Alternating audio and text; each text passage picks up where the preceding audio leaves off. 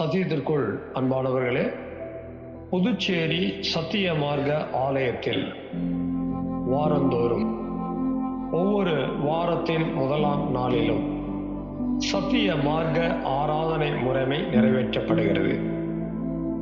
சத்திய மார்க்க ஆராதனை முறைமையில் நிறைவேற்றப்படுகிற 3 சத்தியங்கள் மிக முக்கியமானது. 1, சுத்திகரிப்பின் செய்தி. 2, ஆராய்ச்சியின் செய்தி. 3, சத்திய தேவ செய்தி. இந்த 3 செய்திகளையும் யூடியூப் வழியாக உங்களுக்கு வழங்க ஆவியானவரால் வழிநடத்தப்படுகிறோம். இன்றைக்கும் நீங்கள் கேட்கிற இந்த சத்திய செய்தியினை கவனமாக கேளுங்கள். கருத்தாக சத்தியத்தின் ஆழங்களை கண்டுபிடியுங்கள். கேட்கிற சத்தியத்தின் அடிப்படையிலே உணர்ந்து அதை உங்களுடைய தனிப்பட்ட குடும்ப பொது ஊழிய வாழ்க்கையிலே கைகொண்டு வாழ்வதற்கு சத்திய தேவனுக்குள் வார்த்தைக்குள் பிரயாசப்படுங்கள். சத்திய தேவன் தாமே உங்கள் ஒவ்வொருவரையும் ஆசீர்வதிப்பாராக.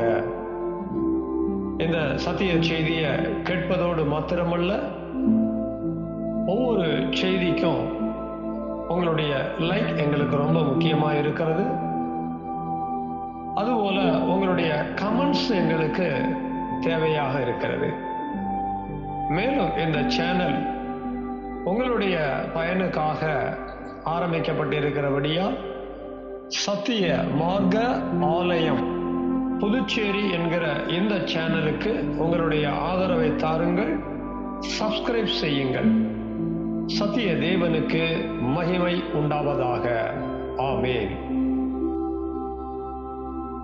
சத்தியத்திற்குள் அன்பானவர்களே, சத்திய மார்க்க ஆராதனை முறைமையிலே முதல் பகுதி உட்பிரகாரத்தில் 2 சத்தியத்தினாலே நாம் சுத்தம் பெற்றோம்.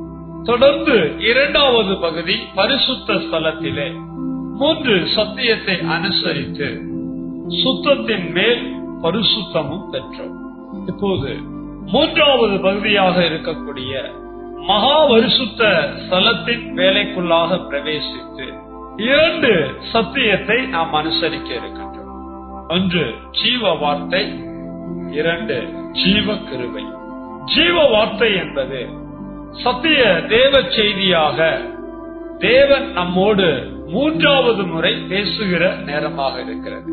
தேவன் 3வது முறை நம்மோடு பேசுகிற இந்த சத்திய தேவ செய்தி நம்முடைய இருதயங்களிலே எழுதி வைக்கப்படவும் இருக்கிறது.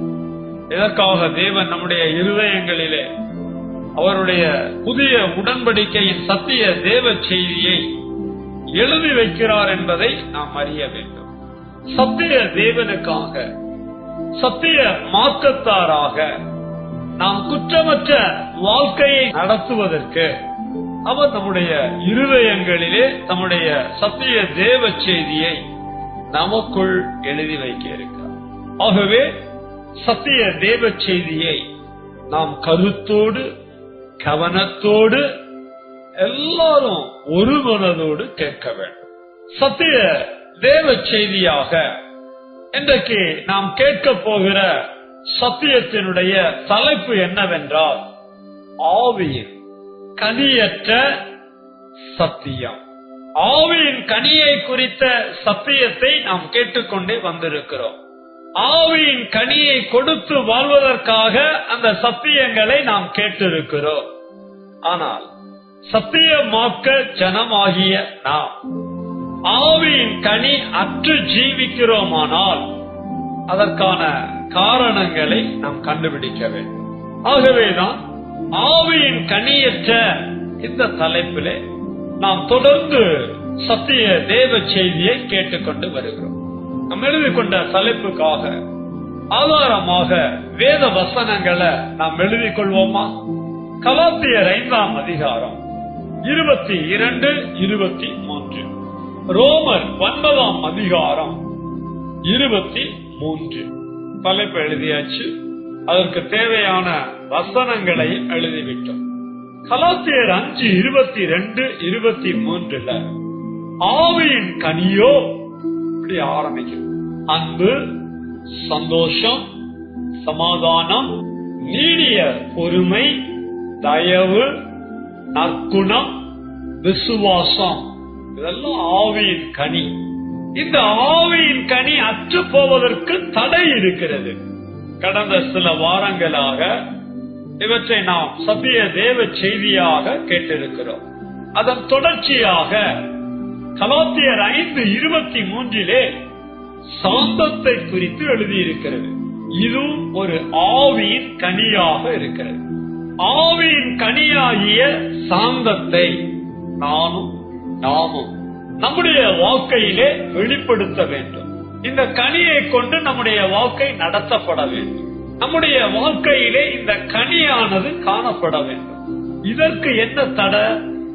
இந்த தடை எங்க இருக்குது? இந்த தடையை கண்டுபிடிப்பதற்காக நாம எடுத்துக்கொண்ட வேத வசனம் என்னவென்றால் ரோமர் 9:23. இந்த வசனத்தை நம்ம ஏற்கனவே வாசித்திருக்கிறோம். இந்த வசனத்துல நம்ம என்ன கவனிக்கணும் அப்படின்னா, தாம் மகிமைக்காக எத்தனமாக்கின கிருபா பாத்திரங்கள் மேல் தம்முடைய மகிமையின் ஐஸ்வர்யத்தை தெரியப்படுத்தவும் சித்தமாய் அழிவுக்கு எத்தனமாக்கப்பட்ட கோபாக்கினை பாத்திரங்கள் மேல், கோபாக்கினை கோபத்தோடு தொடர்புடைய ஒரு வார்த்தை. தெய்வம் அழிவுக்கு எத்தனமாக்கப்பட்ட பாத்திரங்கள் மேல அவருடைய கோபாக்கினைய செலுத்தணும்னு இருந்தார். ஆனாலும் அப்படிப்பட்ட பாத்திரங்கள் மேல் மிகவும் நீடிய சாந்தத்தோடே பொறுமையாயிருந்தால் உனக்கு என்ன இப்படி எழுதியிருக்கு. ஒரு பக்கம் கோப ஆக்கினாங்க வருது, இன்னொரு பக்கம் நீடிய சாந்தம் வருது. வேதாகமத்துல பழைய ஏற்பாடு புத்தகமா இருந்தாலும் சரி, புதிய ஏற்பாட்டு புத்தகங்களா இருந்தாலும் சரி, எங்க சாந்தம் வருகிறதோ ஒண்ணு அந்த வசனத்திலேயோ அல்லது மேல உள்ள வசனங்கள்லயோ கீழே உள்ள வசனங்கள்லயோ முந்தின அதிகாரத்திலேயோ இல்ல அடுத்தடுத்து வருகிற அதிகாரத்திலேயோ சாந்தத்தை சுற்றி சாந்தத்தோடு எதிர்ப்பதமான கோபம் அங்க வந்திருக்கும். ஒண்ணு சாந்தம் இருக்கணும். இந்த சாந்தம் இல்ல அப்படின்னா அங்க கோபம். சாந்தம் இருக்கணும், கோபம் இருக்கக்கூடாது. கோபம் என்பது சாந்தம் என்கிற ஆவியின் கனியை வெளிப்படுத்துவதற்கு தடையாக இருக்கின்ற ஆவியின் கனியற்ற காரியம். இப்ப நம்ம உபதலைப்பா என்ன எழுதிய போறோம் அப்படின்னா, சாந்தத்திற்கு தடையான கோபம். சாந்தம் என்பது ஆவியின் கனி, அதற்கு தடை என்னன்னு பார்க்கும்போது அது கோபம். ஆகவேதான் இப்படி உபதலைப்பை நம்ம எழுதிக்கிறோம். இப்ப இந்த உபதலைப்புக்கு தேவையான 7 வசனங்களை சொல்றேன். ஒவ்வொரு வசனமும் எழுதுங்க. பிறகு ஜெபத்தோட சத்திய தேவ செய்தியை நமக்கு. முதல் வசனம் ஆதியாகமம் 39:19. இரண்டாம் வசனம் யாத்திராகமம் 16:20.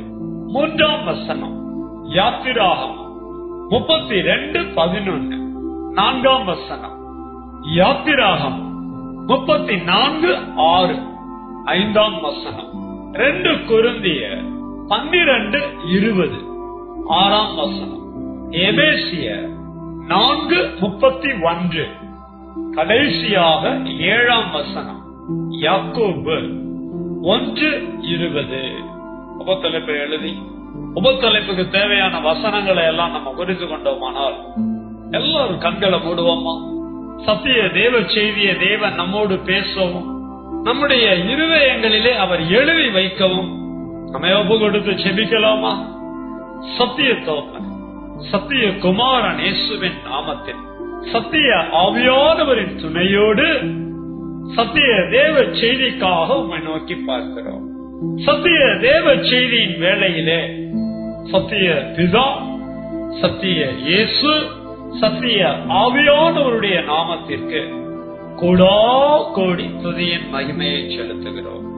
இதுவரைக்கும் சத்திய தேவ செய்தியின் வேளையிலே எங்கள் எல்லாருடைய இருதயங்களிலும் நீர் எழுதின வேத வார்த்தைகளுக்காக, வசனங்களுக்காக, சத்தியங்களுக்காக கூடி நன்றி நன்றி நன்றி செலுத்துகிறோம். இன்றைக்கும் சாந்தத்திற்கு தடையான கோபத்தை குறித்து, ஆவியின் கனியற்ற சத்தியத்தை குறித்து நாங்கள் அறிந்து கொள்ள, உணர்ந்து கொள்ள, உம்முடைய ராஜரீகம் விளங்க நீர் பரிசுத்தர் பரிசுத்தர் பரிசுத்தர் என்று வணங்குகிறோம், கும்பிடுகிறோம், உம்மையே ஆராதிக்கிறோம். கோபத்தை குறித்து வேதத்திலே அநேக இடங்களிலே எழுதியிருந்தாலும் கோபம் ஆவியின் கனிக்கு தடையாக இருப்பதை நாங்கள் அறிந்து கொள்ள, உணர்ந்து கொள்ள, எங்களுடைய வாழ்க்கையிலே தேவனுடைய ராஜ்யத்தின் புத்திரர்களாக, புத்திரிகளாக கோபத்தை நீக்கி ஆவியின் கனியாகிய சாந்தத்தை வெளிப்படுத்தி வாழ்வதற்கு தேவையான நல்ல உணர்வை பெற்றுக்கொள்ள, அதன்படி நடந்து கொள்ள தேவையான சத்தியத்தை எங்களுக்குள்ளாக எழுதி வைக்கும்படி செபிக்கிறோம்.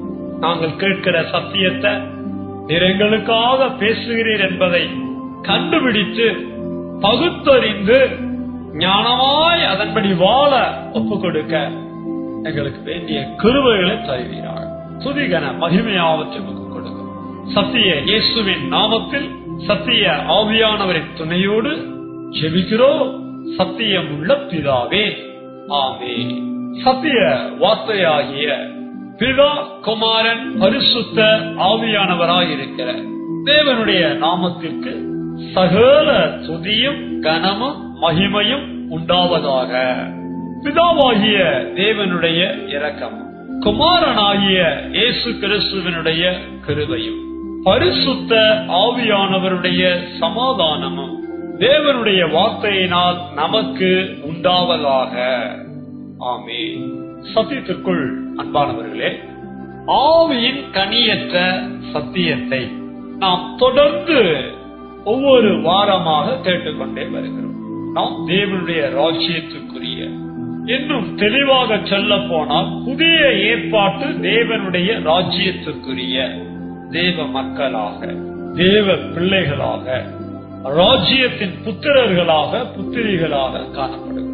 தேவனுடைய ராஜ்யத்துக்குரிய அவருடைய புத்திரர்களாக, புத்திரிகளாக காணப்படுகிற நாம் நம்முடைய வாழ்க்கையிலே எந்த சூழ்நிலையிலேயும், அது தனிப்பட்ட வாழ்க்கையா இருக்கலாம், அது குடும்ப வாழ்க்கையா இருக்கலாம், அது பொது வேலை ஊழிய வாழ்க்கையா இருக்கலாம், சாந்தத்தை வெளிப்படுத்தி வாழ வேண்டும். எல்லா நேரமுமே நம்மால சாந்தமா இருக்க முடியுதா அல்லது இருக்கிறோமா என்று கேள்வி எழுப்பும் போது பெரும்பாலும் இல்ல அப்படிங்கிற மாதிரி தான் பதில் கிடைக்கும். எல்லாருமே சாந்தமா இருக்க வேண்டிய பல நேரங்கள்ல கோபமா தான் இருக்கும். முழு வேதாகமத்திலும் கோபம் என்ற வார்த்தை அதிகமா யார் பட்டிருக்கிறா அல்லது யாரிடத்துல வெளிப்பட்டு இருக்குன்னு சொல்லி நம்ம வேதத்தை கவனித்து பார்க்கும் போது தெய்வம் தான் அதிகமா கோபப்பட்டிருக்கிறார். சாந்தம் என்கிற ஆவியின் கனிக்கு கோபம் தடையா இருக்குது அப்படின்னா, ஆவியின் கனிய நம்ம கிட்ட எதிர்பார்க்கிற நம்முடைய தெய்வம் ஆவியின் கனிக்கு எதிரா கோபத்துக்குரியவரா இருக்கிறாரா? ஒரு கேள்வியை நம்ம எழுப்புகிறோம், அல்லது ஒரு கேள்வி நமக்குள்ள எழும்பலாம். தேவஜனம் ஆவியின் கனியாகிய சாந்தத்தை வெளிப்படுத்த கூடாம கோபம் தடையா இருக்குங்கும் போது தெய்வம் எப்படி கோபத்தை அதிகமா கொள்ளக்கூடிய, கோபத்தை உடையவரா இருக்கலாம்ங்கிற ஒரு கேள்வி நமக்குள்ள யதார்த்தமா எழும்புகிறது. நல்லதா, கெட்டதா, சரியா, தவறா? சோ தெய்வம் கோபப்படுறதுனால நாமும் நம்முடைய வாழ்க்கையில சாந்தத்துக்கு பதிலாக கோபத்தை எல்லாம் படலாமா? எல்லாம் ஒரு தெளிவு உண்டாகலாம். நாம சத்திய தேவ செய்திய கேட்க இருக்கிறோம். சாந்தத்துக்கு தடையான கோபங்கிற உபத்தலைப்புக்கு 7 வசனங்களை குறிச்சோம். அதுல முதல் வசனமா இருக்கக்கூடிய ஆதியாகமம் 39:19 இப்ப நம்ம கவனிக்கிறோம். எல்லாரும் கையில இருக்கிற வேதத்தை எடுத்துக்கணும். நம்ம என்னென்ன வசனங்கள் எல்லாம் குறிச்சு கொண்டோமோ ஒவ்வொரு வசனங்களையும் பிரசங்கத்துக்காக எடுத்துக்கொள்ளும் போது எல்லாரும் வேதத்துல அந்த வசனங்கள்ல கண்களை வைக்கணும், வாசிக்கப்படுகிறத காதுகள்ல கேட்கணும். அந்த பிரசங்கம் வேளையில அந்த வசனத்தின் அடிப்படையில பிரசங்கம் செய்யப்படுகிறத நம்முடைய கரங்கள்ல எழுதணும். எல்லாம் செய்யும். கவனிங்க, ஆதியாகமம் 39:19 உம்முடைய வேலைக்காரன் எனக்கு இப்படி செய்தான் என்று தன் மனைவி தன்னோட சொன்ன வார்த்தைகளை அவனுடைய எஜமான் கேட்டபோது அவனுக்கு கோபம் உண்டது. இங்க அவனுக்கு என்பது போத்திபார். போத்திபார் யாரு? எகிப்து தேசத்துல பார்வோன் இருக்கிறாரு. பார்வோனுடைய தலையாரிகளுக்கு அதிபதியா போத்திபார் இருந்தார். சோ எகிப்து தேசத்துல ஒரு பெரிய அதிகாரி. அவருக்குள்ள கோபம் மூழுது. எதனால கோபம் மூழுது? அவனுடைய மனைவி மிஸ்ஸஸ் போத்திபார் அவனோட சொன்ன வார்த்தைகளை அவன் கேட்கும் போது அவனுக்கு கோபம் மூழுது. போத்திபாருடைய மனைவி போத்திபார்கிட்ட அப்படி என்ன சொல்றாங்க?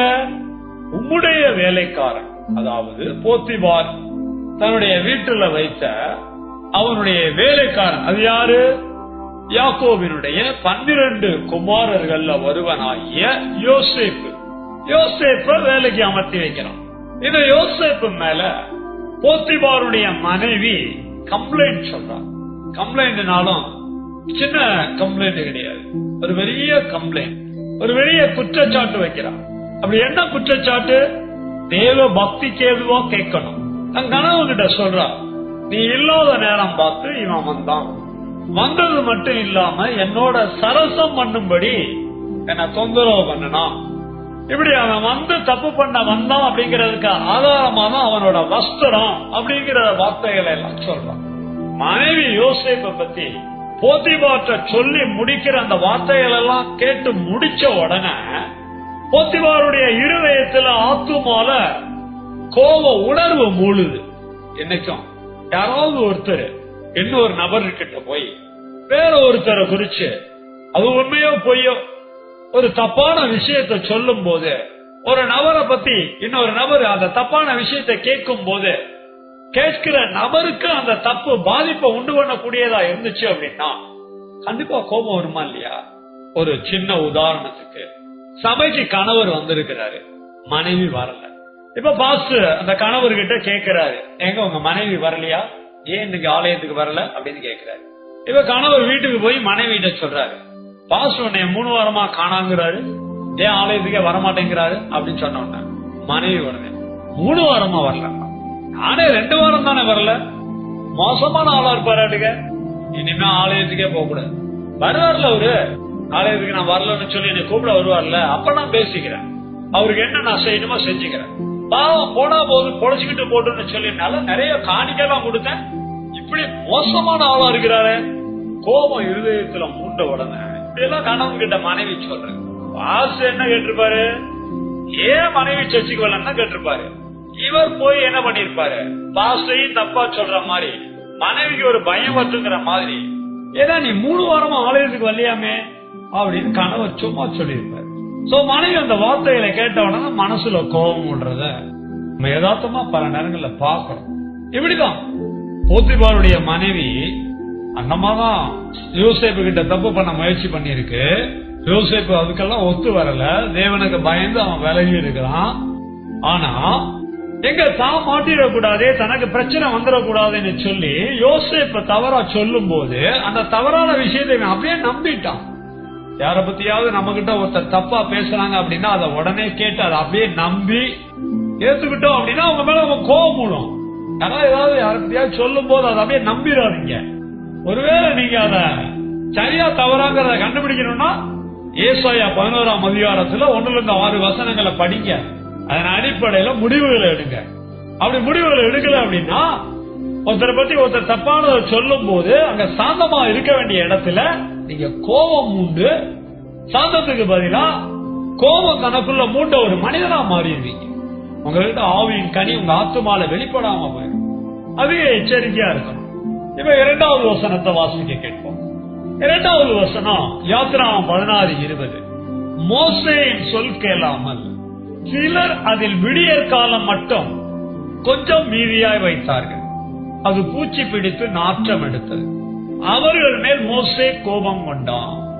அவர்கள் மேல், இஸ்ரவேல் ஜனங்க மேல மோசே தேவனுடைய ஊழியக்காரன் கோபம் கொண்டான். மோசே மீதியான் தேசத்துல ஆடுகளை மேய்ச்சிட்டு அம்பாட்டுக்கு அமைதியா இருந்தான்.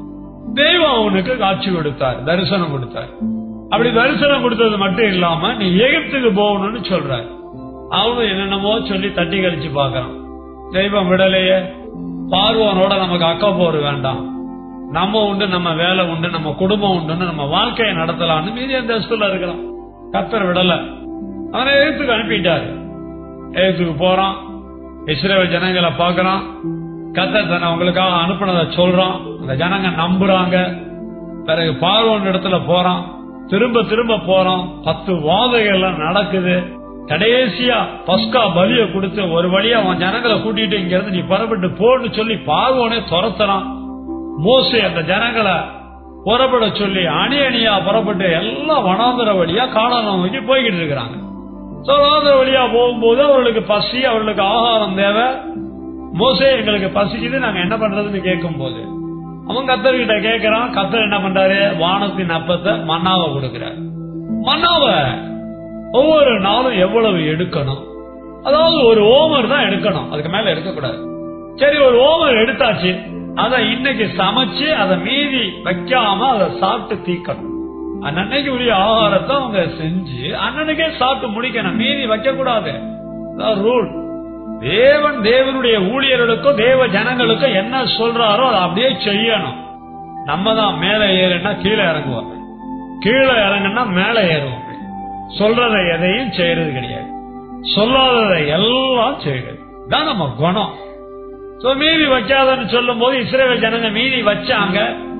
வச்சத பூச்சி பிடிச்சது, நாற்றம் எடுத்தது. இப்ப மோசேக்கு தேவனுடைய ஊழியக்காரனுக்கு கோபம் வந்துருச்சு. ஒருத்தரை பத்தி தப்பா சொல்லும் போது கோபம் மூடும். தேவனுடைய வார்த்தைய தேவனுடைய ஊழியக்காரன் தேவ ஜனங்களிடத்துல சொல்லியத அவர்கள் கேட்காம போனா அவர்கள் மேல கோபம் கொள்ளும். கோபம் மூடுறது வேற. இன்னொருத்தர் நம்ம கிட்ட வந்து தப்பானதை சொல்லும் போது நமக்குள்ள கோபம் மூடும். நம்ம சொன்னத மற்றவங்க செய்யலன்னா கோபம் கொள்ளுவோம். கோபம் மூடுறது வேற, கோபம் கொள்றது வேற.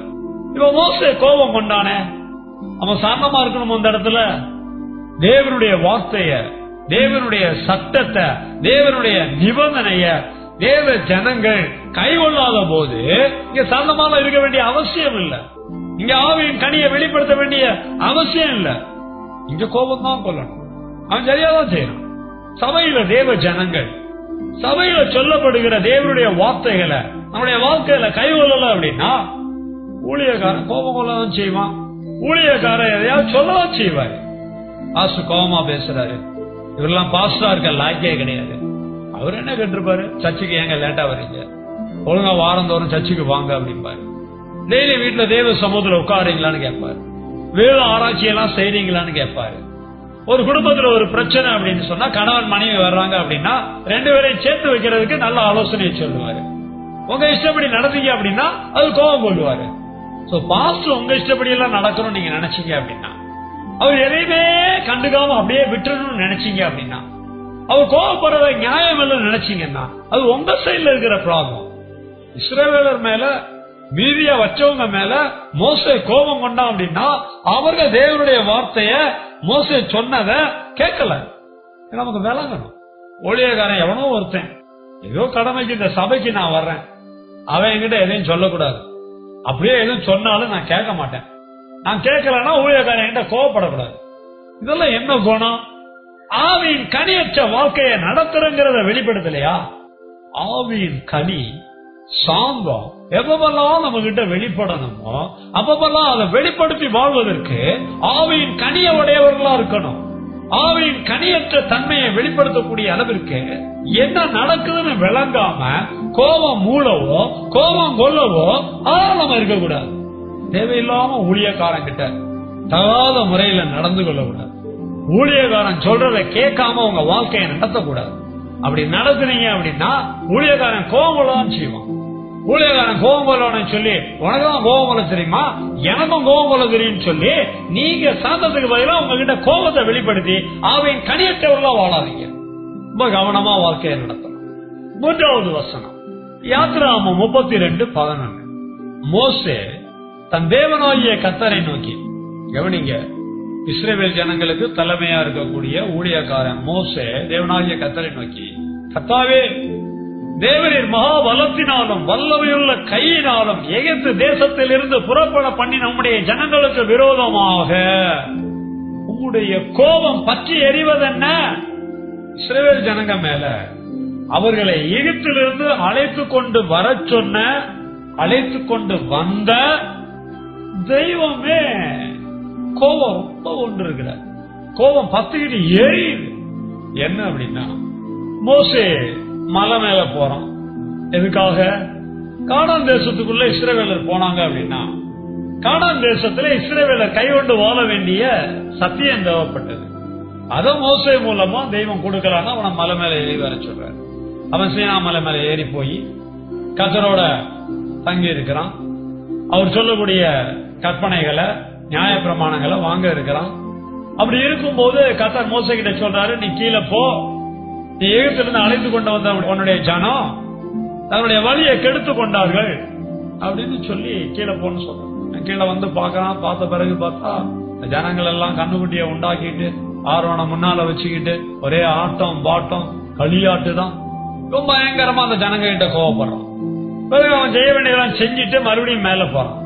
மேல போய் கர்த்தர்ட்ட கேட்கிறான், உன்னுடைய கோபம் பற்றி எறிவது என்ன? இவன் கீழே வந்து கோபம் தானே பட்டான். மேல போயிட்டு அவர்கிட்ட கேட்கிறான், உன்னுடைய கோபம் பற்றி எறிவது என்ன? ஆண்டவர்கிட்ட ஊழியக்காரன் கேட்கறத பாருங்க. ஒரு பக்கம் பார்த்தா இது தவறா தெரியுது, இன்னொரு பக்கம் பார்த்தா இஸ்ரவேல் ஜனங்களுக்காகவும் பேசுகிறான்.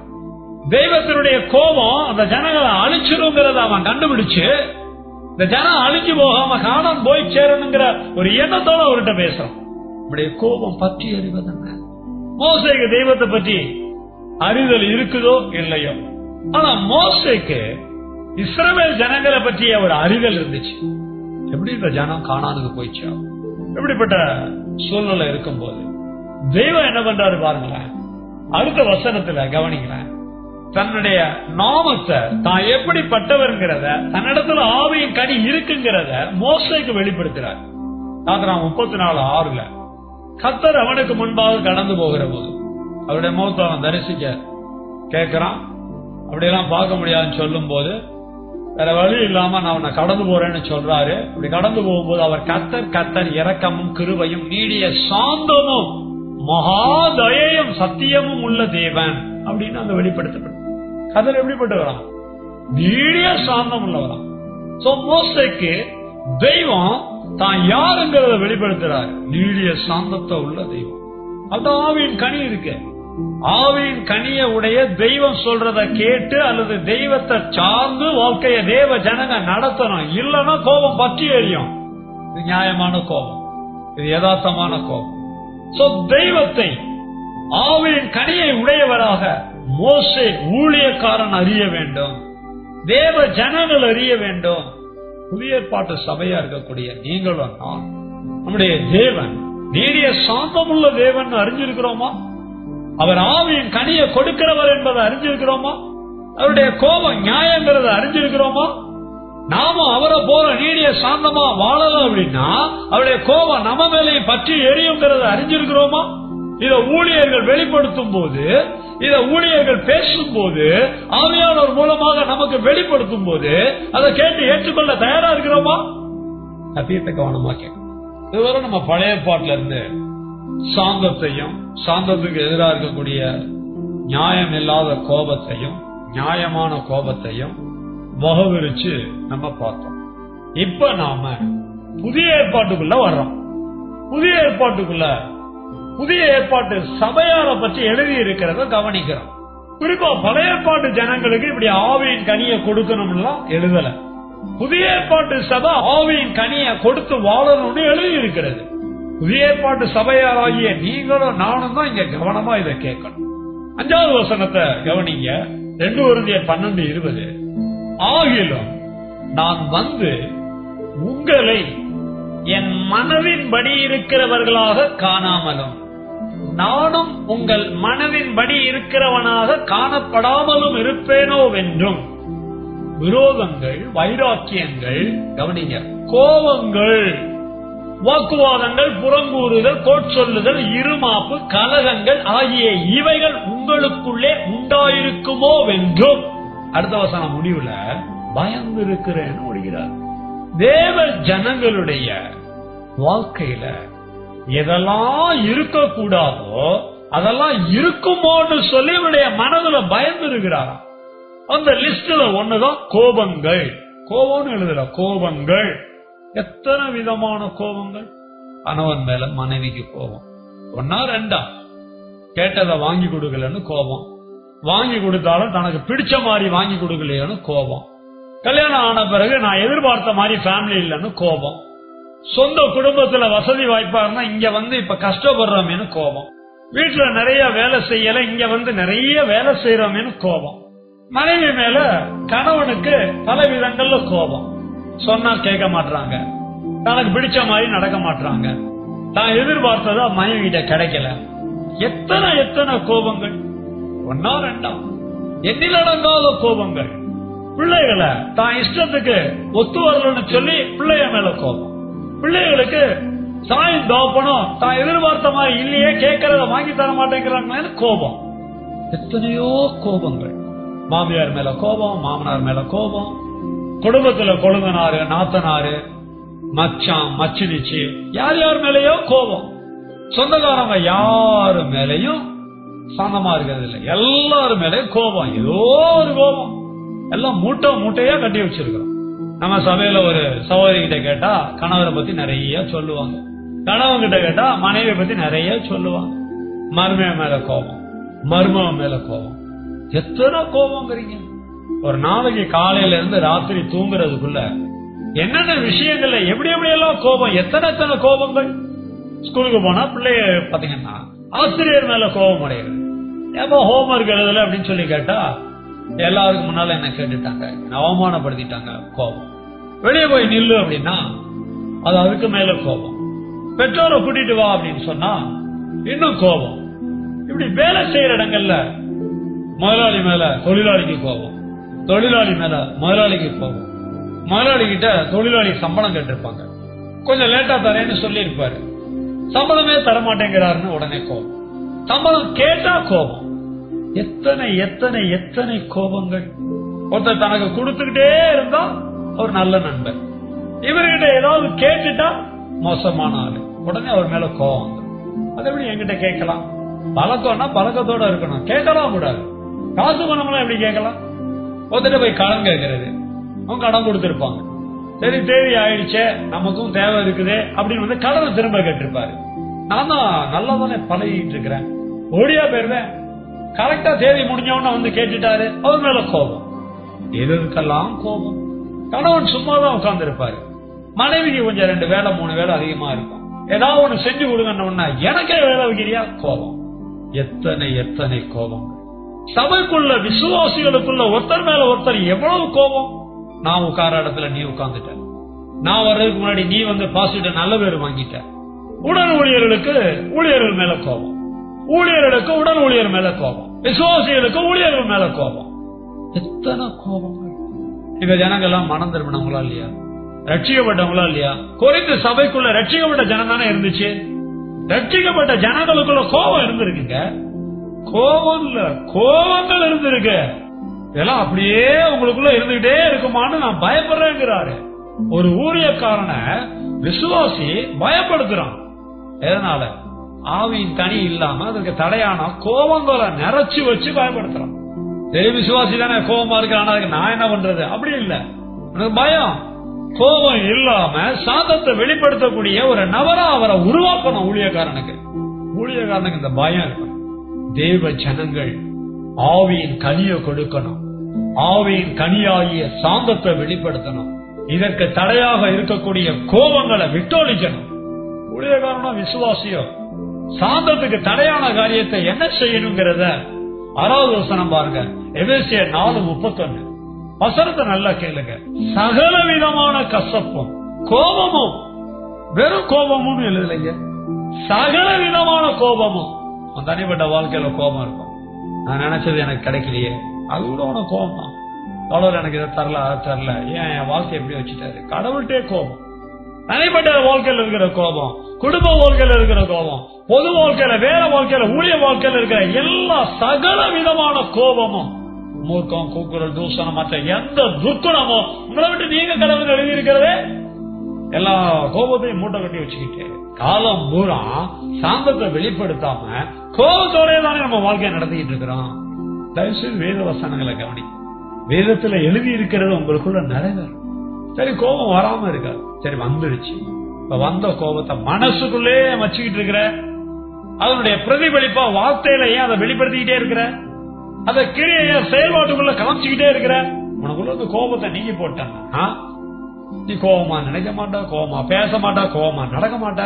உனக்குள்ள இருக்கிற கோபத்தை ஆவியின் கனியாகிய சாந்தத்தை வெளிப்படுத்துவதற்கு தடங்கிறத அறிஞ்சினா நீ கண்டிப்பா அதை நீக்குவ.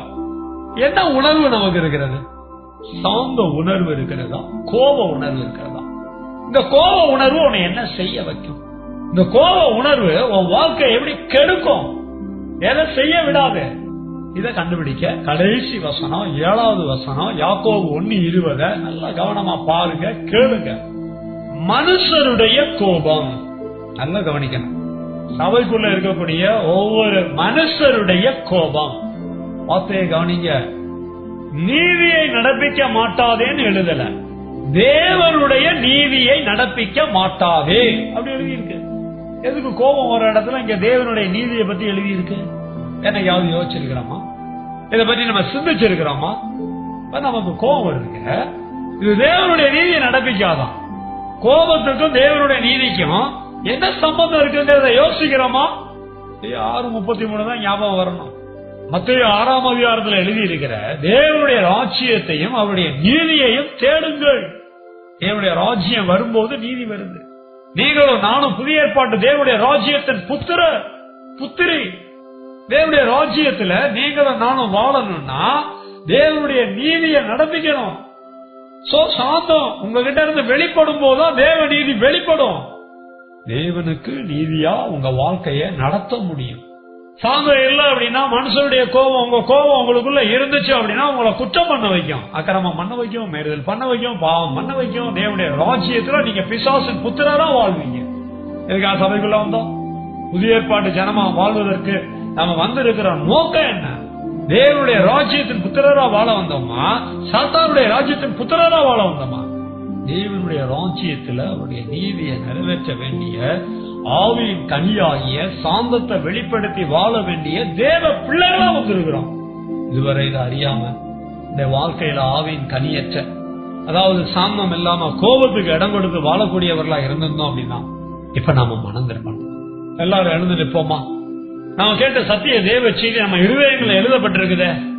நீங்களும் நானும் புதிய உடன்படிக்கையின் ஜனங்களா, சத்திய மார்க்கத்தானா, சத்தியமானா வாழணும் அப்படின்னா ஆவியின் கனியற்ற சத்தியத்தை கேள்விப்பட்ட நாம, சாந்தத்திற்கு தடையான கோபத்தை பற்றி சத்திய தேவ செய்தியை கேட்டதான நாம அப்படியே ஒவ்வொரு வசனங்களா நினைவுக்கு கொண்டு வர வேண்டாமா?